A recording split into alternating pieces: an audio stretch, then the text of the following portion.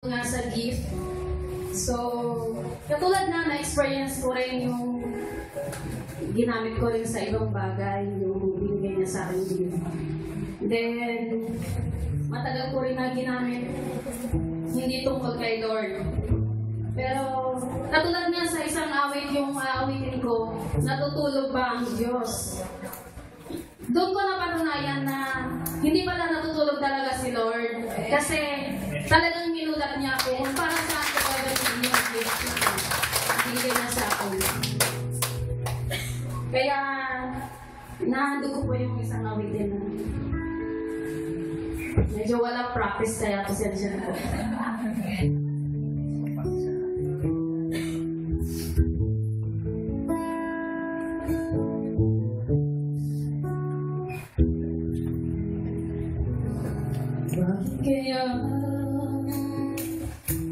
Bakit ka ba naghihintay?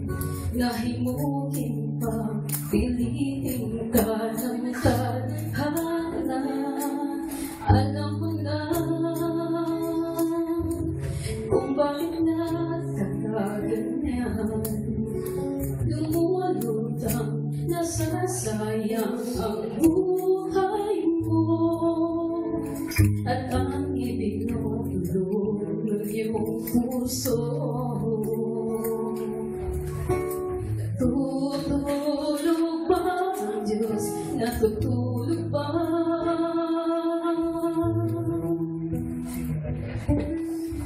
Ikaw ay sumusuko.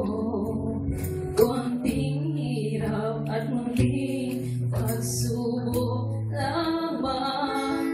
Bakit ganyan? Nasaan ang iyong tapang? Mayroong halaga sa Kanya.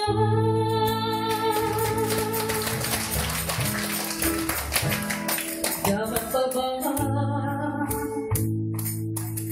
na ikaw ay maghintay at himukin pa, pilitin pa ng tadhana?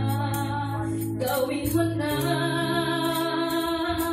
kung ano ang nararapat.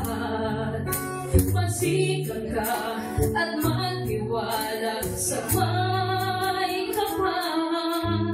Nakahanda ang Diyos umalalay sa iyo. Hihintay ka lang, kaibigan. Sikapin mo, pilitin mo, tibayan ang iyong puso. Tanging ikaw ang bubukod sa iyong bukas. Huwag mo sanang akalain na tutulog pa ang Diyos.